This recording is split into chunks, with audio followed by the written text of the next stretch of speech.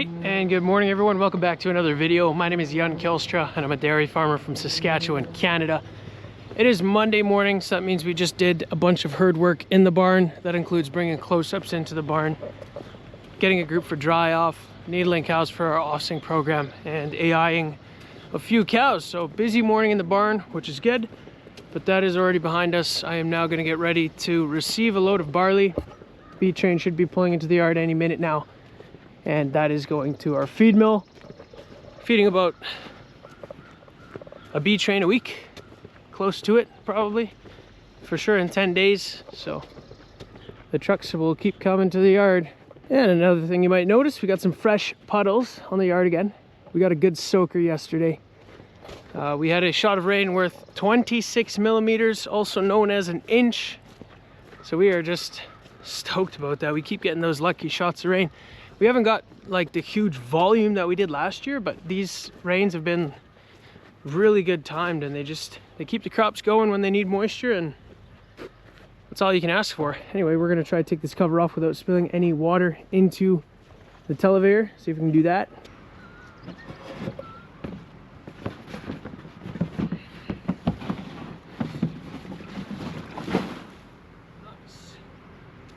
That worked out good. It's pretty much dry. We'll switch our distributor to bin number 8.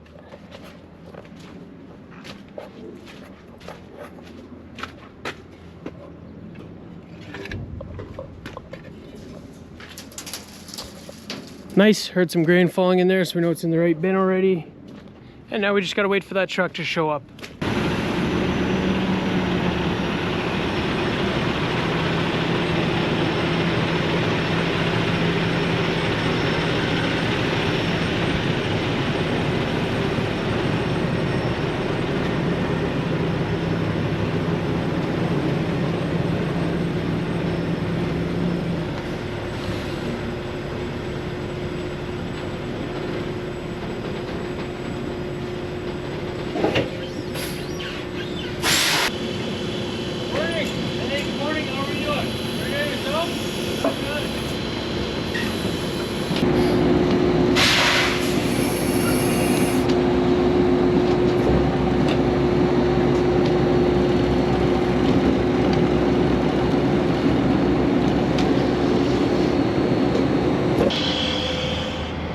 All right, that was the first truck of the day.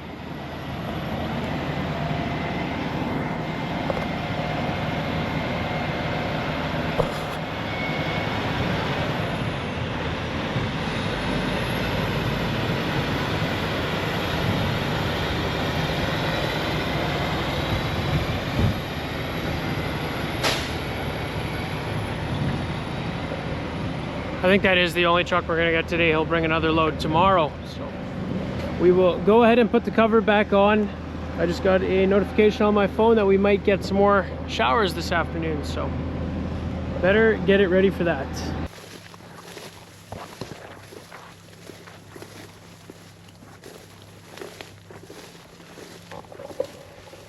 It's the afternoon now. We are going to clean out a calf room this afternoon. I just wanted to quickly come out here and check out the barley. This is looking so incredible now after that rain. I can't believe the crop that we have this year. It's really those timed rains, and yeah, that's everything. It started out with good moisture in the ground, a month of dry, looked like it was almost gonna get, just be a total complete write-off. And this barley is standing here just shy of chest height for me. So this stuff is getting 4 feet tall now, and it's incredible. Heads are starting to put a little bit of moisture up in there. Very slow, but it's going. But this rain that we just got is going to fill them right up. We already have down patches, which is a little bit annoying come harvest time, but if you're gonna max yield barley, you're gonna get down patches in there. Just part of growing barley, and then you get wind and rain at the wrong time, just when that plant maybe isn't as strong as it could be. And there's a lot of factors, you can put down too much fertilizer, or you can grow a variety that's weaker in the stem. and then you get more that goes down, but we try to manage that as best as we can. Honestly, in the dry years, it doesn't go down no matter what, but this year we're gonna have a few patches, which is unfortunate. It plugs up the swather during harvesting time, but we'll be able to better deal with that now with the chopper that we have versus last year anyway. So yeah, we're stoked. This is our best canola field. It's a half section, so a mile back, thing just looks solid yellow now. And these plants they're taller than the barley. It's like, you know, it's 3 to 4 inches off chest height here. It's nuts. And this is a headland. Headlands look the roughest in this field, so canola is unreal. It's blooming like crazy right now, and this shot of rain is just going to give it the energy and the fuel that it needs to go up and put as many pods on as it possibly can. So this is so epic. Yeah, I can't believe this crop either. I said this last year when we were looking at crops. I'm filming this and documenting it today so that next year, if we have another drought, I can come back and look at these crops. That's fun. Just the stems that are on these plants too already is just nuts. It's seriously insane how quick canola grows when it gets going. Just driving past one of those fields that we reseeded. This is actually the one that we sprayed the canola out of, and it's completely green now. It's been rowable for a couple days and it is looking phenomenal. So this shot of rain is gonna make sure this stuff grows for the next 2 weeks at least. Checking out our pea field. These peas have really bounced back from earlier in the year. They've just absolutely exploded in height. They're still pushing to the sky, putting up new buds constantly, so these are looking phenomenal. I'll start to shake it here and see it a couple meters into the crop. Yeah, these are gonna be another sweet crop. We were talking to our agronomist. These are just short. Like, if you drive around the province, you'll find peas that are way taller than ours, but he said he's still seen a pea crop that was sub 18 inches tall do 50 bushels an acre. If you get the moisture at the right time during filling the pods, they'll still do some pretty incredible numbers apparently. So we are looking forward to that. Hopefully, fingers crossed. You know, these pods have quite a few young peas in there. I don't know if you guys can see that in the sun. That one has 5, so it's a shorter pod. Some will have 7. This is the younger barley of the spring seeded stuff. It's starting to head out pretty consistently, and it's looking like it's catching up a little bit to that other barley, so that's good. We'll silage that section first, then we'll come over here and hopefully we'll have a few more days to mature, and then hopefully this will be taken at the right time as well. So this stuff has huge potential now. Unreal.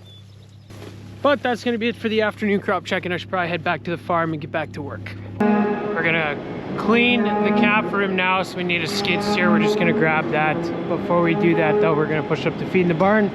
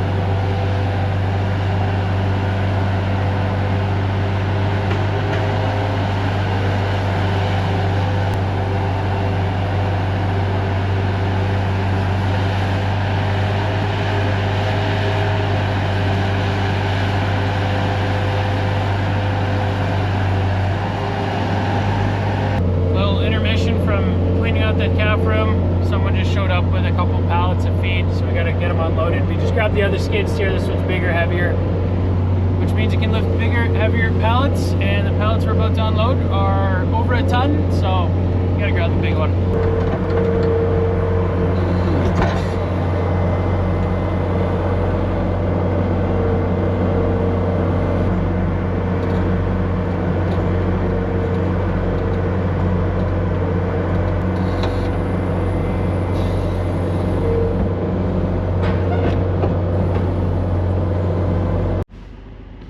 Those are the bypass fats, palm fat for the milk cows. And we also got a pallet of acidified copper sulfate. We'll take that over to the barn. This is for the foot baths for the cows.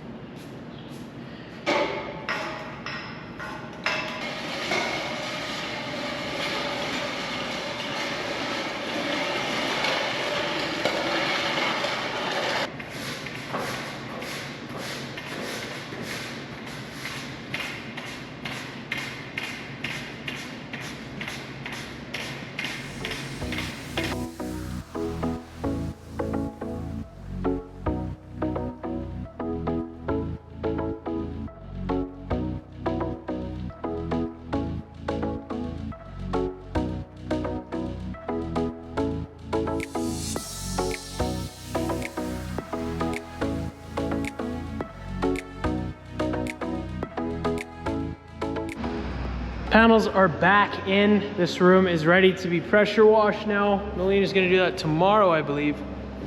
We still have one row, so 12 pens in the other room. So once this is cleaned out, pressure washed, we'll have 36 spots again for calves. So goes quick, goes quick. Filling the rooms quick. So.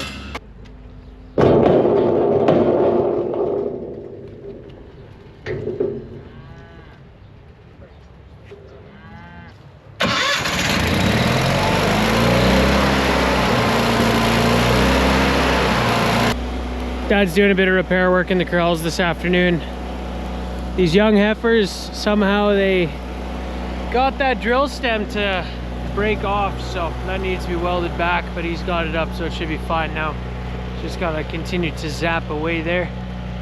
I guess that's how this little bugger got out.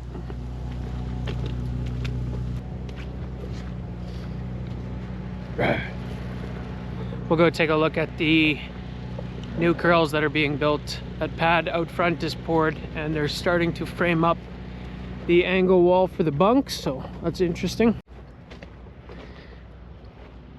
I don't know if I showed you guys yet that this pad has been poured, but it's probably a meter out in front of the bunk. That way the feed wagon can drive here and it'll always be nice and high. It won't erode away. They started these angle walls, I believe they're 4-inch wide walls, 4 or 5, and you can see there's quite a bit of rebar being packed in there. That rebar, it's pretty smart. When they poured this front pad, we can still see it over here. They just stick those pieces in and then they'll angle them forward so it gets a really good grip in this pad instead of hammer drilling them down. So that makes for a strong wall. That's how you can build some integrity into that angle, hopefully. And yeah, so this will be the size of the feed bunk. The bottom is a little bit skinnier, and that's because those corrals, the new ones that we did there in 2018, were a little bit too wide. Cows can't really reach that far corner because it's a little too far back. So Wanted to adjust that in these corrals. But yeah, no, looking good, looking good. So those are the 2 straw packs bedded at the back of that barn right there. I see a spray plane. He is clipping back and forth on a field just a mile south of the yard here. I think I'm gonna drive out there and see if I can check it out. It's always fun to watch those guys go back and forth and, you know, fly under power lines. I have a buddy that does it, so he's not in this plane, but we'll go check it out.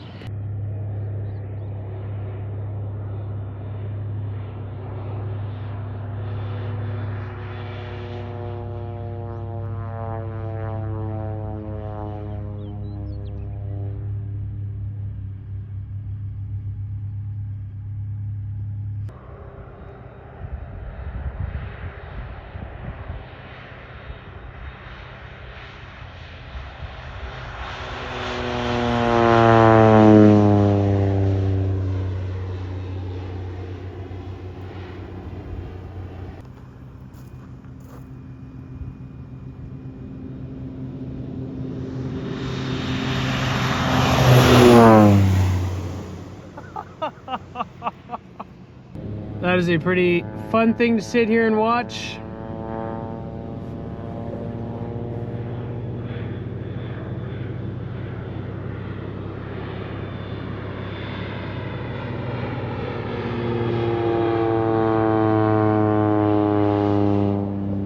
The yard, the dairy farm's literally right there, so he's busy here on the neighbor's field, only like a mile away.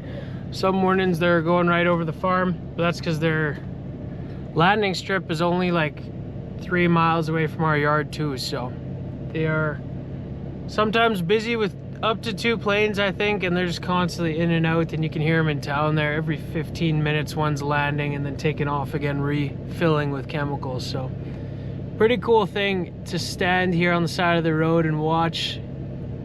Man, you get a rush when you're standing right next to the road and he's doing the headland. That's incredible. That is insane. So shout out to all the crop dusters. That's a very entertaining thing to stand here and watch. So anyway, that is going to be it for today's video, guys. I hope you enjoyed, and I hope to see you guys in the next video. Thanks for watching.